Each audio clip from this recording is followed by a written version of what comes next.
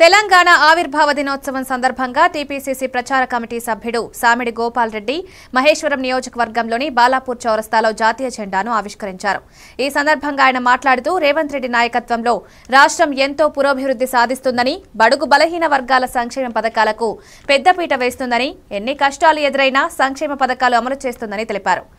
అభివృద్ధికి బాటలు వేస్తూ పోతే దేశంలోనే తెలంగాణ రాష్ట్రం మొదటి స్థానం చేజిక్కించుకోవడం ఖాయమని పేర్కొన్నారు.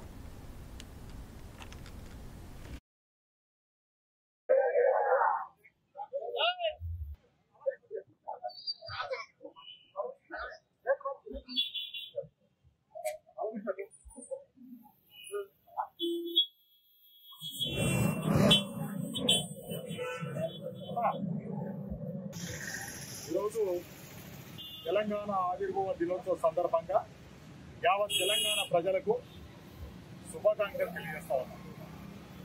కొత్తగా తెలిసిన ఈ తెలంగాణలో అభివృద్ధి పదం వైపు మరింత దూసుకెళ్తున్న కాంగ్రెస్ పార్టీని ప్రతి ఒక్కరు ఆదరించాలి, అభినందించాలి. 2వ తారీఖు నుంచి మరిన్ని కొత్త పథకాలకు స్వీకారం చూస్తూ పాత పథకాలు ఏవైనా ఉన్నా వాటిని సైమల్టైనియస్లీగా 1 by 1 చేసుకుంటూ పోతూ మరిన్ని కొత్త పథకాలను తీసుకొచ్చి ప్రజలకు చేరువలో ఉంటుంది కాంగ్రెస్ పార్టీ.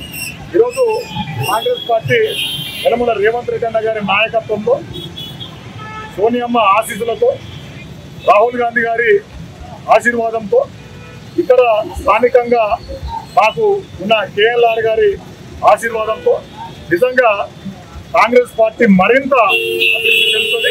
అంతేకాకుండా ఈ కాంగ్రెస్ పార్టీ ఆధ్వర్యంలో తెలంగాణ మరింత అభివృద్ధి చెందడంలో ఎటువంటి సందేహం లేదు.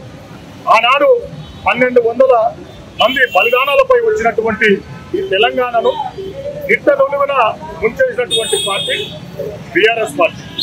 అట్లాంటి బీఆర్ఎస్ పార్టీకి ప్రజలు బుద్ధి చెప్పి పక్కన కూర్చోబెట్టి ఈరోజు తెలంగాణలో కాంగ్రెస్ పార్టీని అధికారంలోకి తీసుకొచ్చారు.